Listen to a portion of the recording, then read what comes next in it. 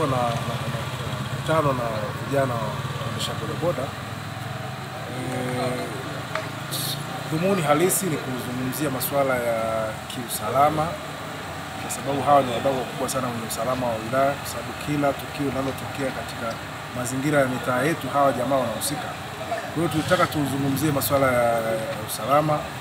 Lakini jambo la pili, tuhamasishane juu ya uchaguzi mkuu ujao. Tunajua tunaelekea kwenye uchaguzi mkuu, kwa hiyo tuliona kundi hili ni kundi muhimu sana. Kwa hiyo tumeona ni vizuri nikae nao, tuongee nao, tuhamasishane na kukumbushana juu ya uchaguzi ujao mwaka huu mwezi Oktoba. Lakini jambo lingine ambalo tuliona ni muhimu pia ni kuhakikisha kwamba na wenyewe wanapata haki zao. Tunafahamu kwamba wananyanyaswa wakati mwingine kimikataba na hawajui wasaidikeje. Sasa sisi hapa tumeandaa timu ya wanasheria ambayo itakuwa inatoa msaada wa kisheria kwa makundi maalum, ikiwemo kundi hili la bodaboda, ili kuhakikisha kwamba haki zao zinapatikana. Lakini si wao tu, na jamii nzima inapata haki. Swala la kugawa reflector ni kitu kidogo, hii ni sare, lakini sisi tunawaza kwamba tutawapa namba.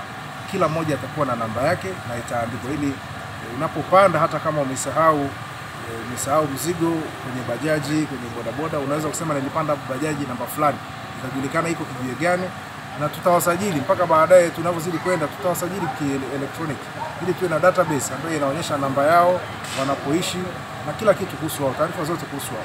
Hii ni katika kuhakikisha kwamba tunajaribu kupunguza level ya uhalifu katika wilaya.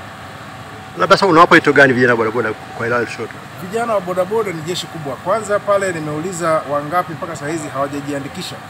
Tunafahamu wilaya ya Lushoto saa hizi iko kwenye uboreshaji wa daftari la kupiga kura awamu ya pili, na tumeona vijana zaidi ya 200-300, na mimi wale naita ni wapiga kura wapya ambao tusingewaita huenda tungewapoteza. Kwa hiyo tunazidi kutafuta kwamba ni vijana gani, kundi lipi bado liko nyuma katika kujiandikisha, ili wapate haki yao ya msingi ya kupiga kura mwaka huu. Naitwa Binuni Rashidi, ni mwenyekiti wa bodaboda wa wilaya, jina maarufu Bia. Hapo tunaifanyia kazi kwa sababu asilimia kubwa kuna vijana wengi ambao kwanza hawajajisajili, wanavamia vijiwe. Alafu wengine kuna wale ambao wanapuuzia uongozi, kwamba saa nyingine wanafungua namba, namba, mtu unakuta anaendesha bila helmet, kwamba sasa hii serikali ni ya kwake, kwamba yeye anaamua yeye anachotaka yeye, yani kama vile hamna uongozi. Kwa hiyo hilo jambo sisi tutaliweka sawa, na hao vijana sisi tutafanya kazi ya kuwashurutisha sisi wenyewe. Tunaanza kuwakamata sisi wenyewe kama uongozi na kuwafikisha katika vyombo vya sheria.